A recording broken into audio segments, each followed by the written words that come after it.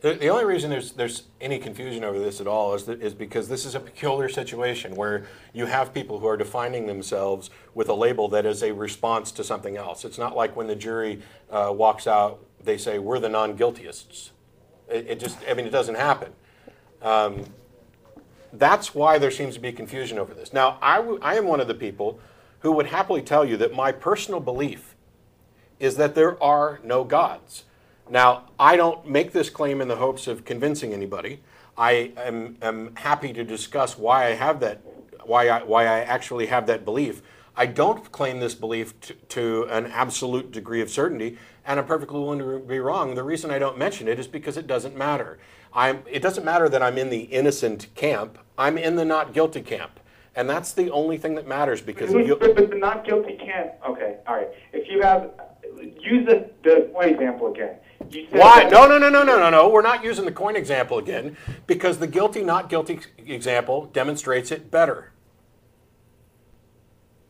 But what if you just, use the guilty, not guilty example. What if you reversed it and said there's no God?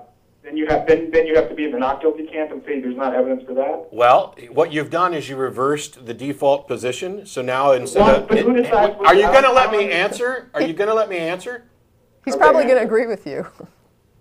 You've reversed the default position to where normally we have, at least in this country, innocent until proven guilty. What you've done there is switched it to guilty until proven innocent.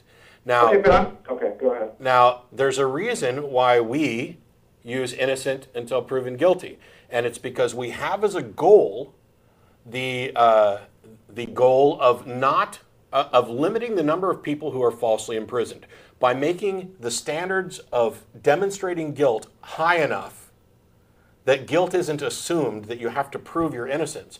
We limit the number of people who are falsely convicted. That is exactly the same reason why claims of existence are in the position where they need to be supported by evidence, because it limits the number of false claims of existence that we're likely to accept.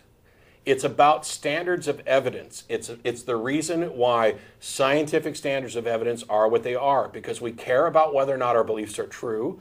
We want to believe as many true things and as few false things, and that is the methodology, that is the default position that demonstrably produces those results. It's not arbitrary. It's not like somebody said, oh, no, we're just going to say existence is what needs to be proved instead of non-existence. And you know this yourself, almost intuitively. Do you believe in the Loch Ness Monster until somebody proves that he doesn't exist?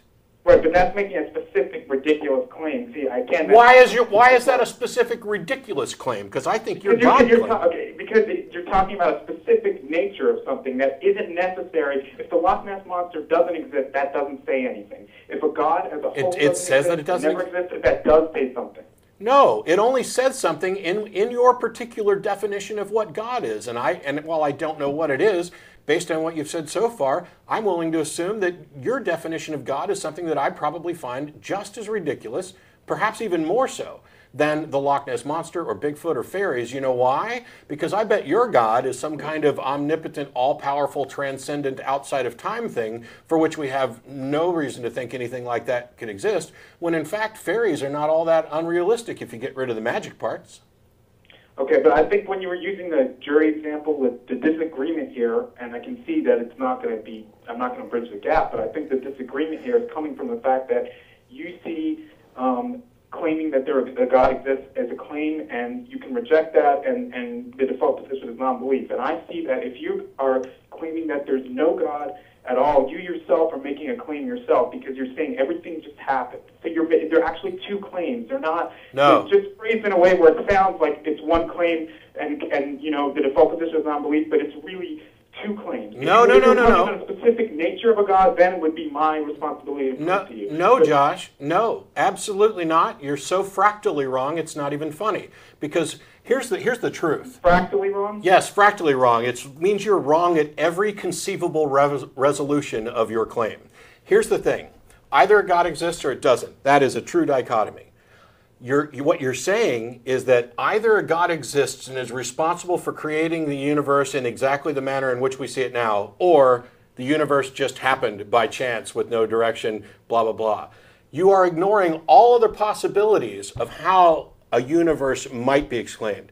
you explained, And you are other possibilities of conflating God. two different issues: God's existence, explanation for the universe. Once again, you are taking two separate claims and conflating them, and you're fractally wrong for doing so.